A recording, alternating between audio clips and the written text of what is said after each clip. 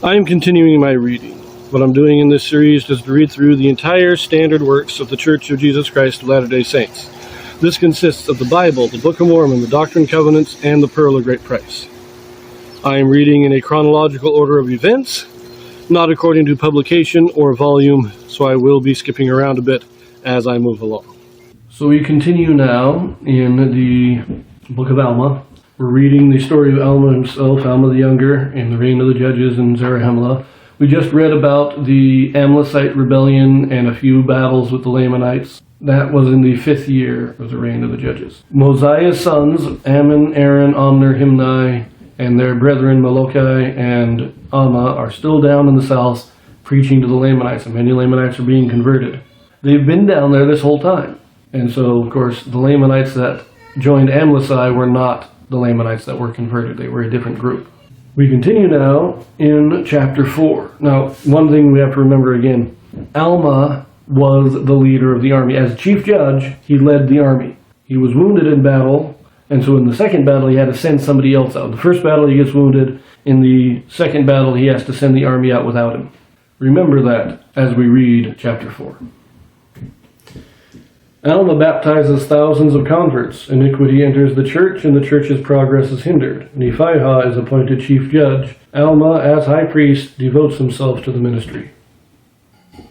Now it came to pass in the 6th year of the reign of the judges over the people of Nephi, there were no contentions nor wars in the land of Zarahemla.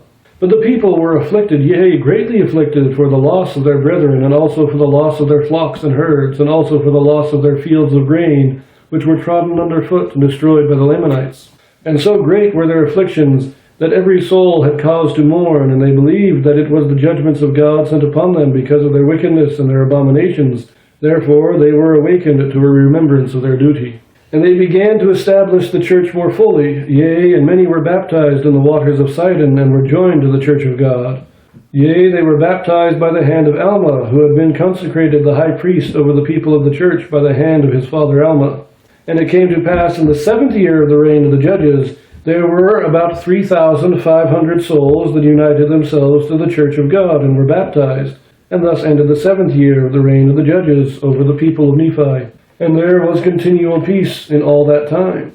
And it came to pass in the 8th year of the reign of the judges that the people of the church began to wax proud, because of their exceeding riches, and their fine silks, and their fine twined linen, and because of their many flocks and herds, and their gold, and their silver, and all manner of precious things, which they had obtained by their industry. And in all these things were they lifted up in the pride of their eyes, for they began to wear very costly apparel. Now this was the cause of much affliction to Alma, yea, and to many of the people whom Alma had consecrated to be teachers and priests and elders over the church. Yea, many of them were sorely grieved for the wickedness which they saw had begun to be among their people.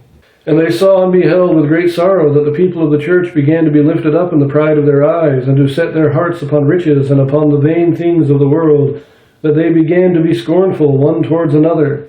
And they began to persecute those who did not believe according to their own will and pleasure. And thus in the 8th year of the reign of the judges there began to be great contentions among the people of the church. Yea, there were envyings and strife and malice and persecutions and pride, even to exceed the pride of those who did not belong to the church of God.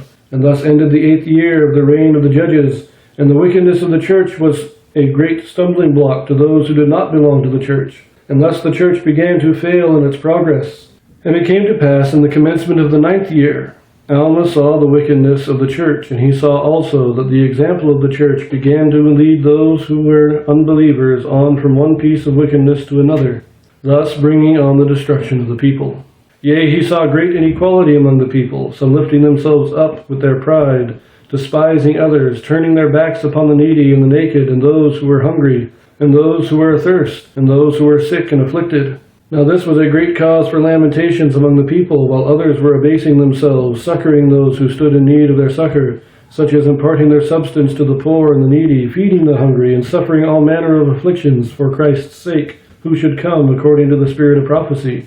Looking forward to that day, thus retaining a remission of their sins, being filled with great joy because of the resurrection of the dead, according to the will and power and deliverance of Jesus Christ from the bands of death. And now it came to pass that Alma, having seen the afflictions of the humble followers of God, and the persecutions which were heaped upon them by the remainder of his people, and seeing all their inequality, began to be very sorrowful. Nevertheless, the Spirit of the Lord did not fail him, and he selected a wise man who was among the elders of the church, and gave him power according to the voice of the people, that he might have power to enact laws according to the laws which had been given, and to put them in force according to the wickedness of the crimes of the people.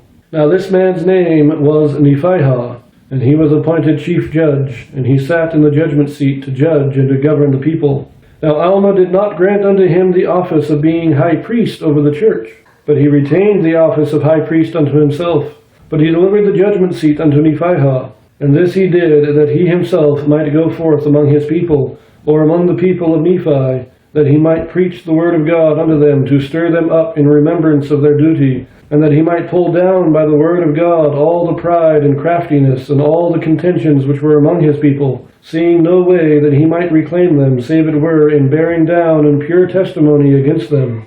And thus in the commencement of the 9th year of the reign of the judges over the people of Nephi, Alma delivered up the judgment seat to Nephihah, and confined himself wholly to the high priesthood of the holy order of God, to the testimony of the word, according to the spirit of revelation and prophecy.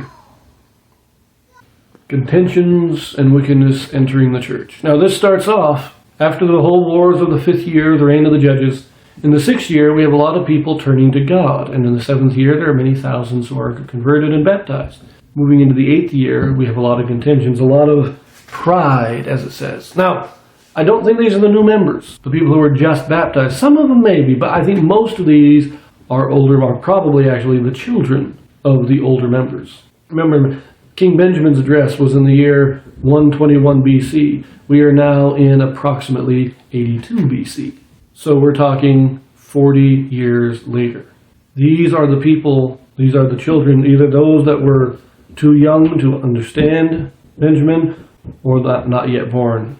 I think these people are in their 20s, in their 30s. They're getting very prideful. They are seeing the prosperity of the church, and they are getting prideful in their prosperity. I think it was Brigham Young who once said that he feared the one thing the saints would not be able to overcome was prosperity. And so Alma, seeing this inequality, seeing that the people of the church itself are denying what they are supposed, that they're not giving to the poor.